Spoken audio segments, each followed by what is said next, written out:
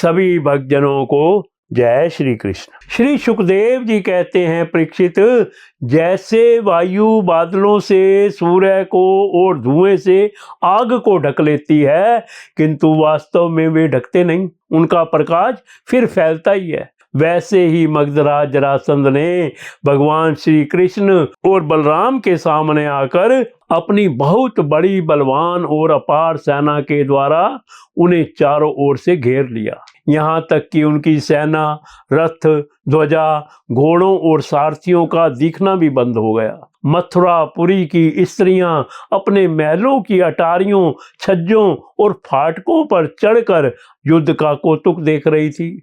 जब उन्होंने देखा कि युद्ध भूमि में भगवान श्री कृष्ण की गरुड़ चिन्ह से चिन्हित और श्री बलराम जी की ताल चिन्ह से चिन्हित ध्वजा वाले रथ नहीं दिख रहे हैं, तब वे शोक के आवेग से मूर्छित हो गई। जब भगवान श्री कृष्ण ने देखा कि शत्रु सेना के वीर हमारी सेना पर इस प्रकार बाणों की वर्षा कर रहे हैं, मानो बादल पानी की अनगिनत बूंदें बरसा रहे हों, और हमारी सेना उससे अत्यंत पीड़ित व्यथित हो रही है, तब उन्होंने अपने देवता और असुर दोनों से सम्मानित षाड्रंग धनुष का टंकार किया। इसके बाद वे तरकस में से बाण निकालने, उन्हें धनुष पर चढ़ाने और धनुष की डोरी खींचकर झुंड के झुंड बाण छोड़ने लगे। उस समय उनका वह धनुष इतनी फुर्ती से घूम रहा था मानो कोई बड़े वेग से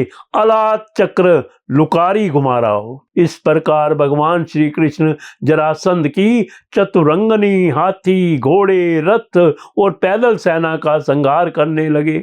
इससे बहुत से हाथियों के सिर फट गए और वे मर मर कर गिरने लगे।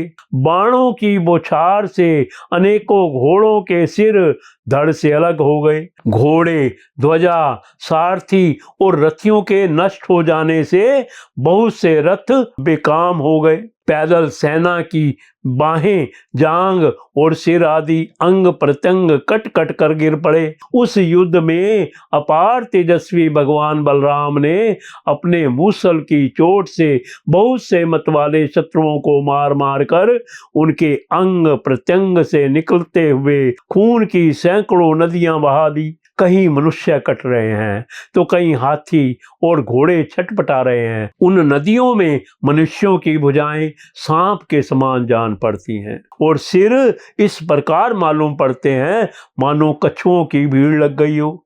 मरे हुए हाथी दीप जैसे और घोड़े ग्राहों के समान जान पड़ते हैं। हाथ और जांचें मछलियों की तरह, मनुष्यों के केश सेवार के समान, धनुष तरंगों की भांति और अस्त्र शस्त्र लता एवं तिनकों के समान जान पड़ते हैं। ढालें ऐसी मालूम पड़ती हैं मानो भयानक भंवर हो। बहुमूल्य मणियां और आभूषण पत्थर के रोड़ों तथा कंकड़ों के समान बहे जा रहे थे। उन नदियों को देख देख कर कायर पुरुष डर रहे थे और वीरों का आपस में खूब उत्साह बढ़ रहा था। परीक्षित, जरासंध की वो सेना समुद्र के समान दुर्गम, भयावह और बड़ी कठिनाई से जीतने योग्य थी, परंतु भगवान श्री कृष्ण और बलराम जी ने थोड़े ही समय में उसे नष्ट कर डाला। वे सारे जगत के स्वामी हैं, उनके लिए एक सेना का नाश कर देना केवल खिलवाड़ ही तो है। परीक्षित, भगवान के गुण अनंत हैं। वे खेल खेल में तीनों लोकों की उत्पत्ति, स्थिति और संहार करते हैं। उनके लिए यह कोई बड़ी बात नहीं है कि वे शत्रुओं की सेना का इस प्रकार बात की बात में सत्यानाश कर दें।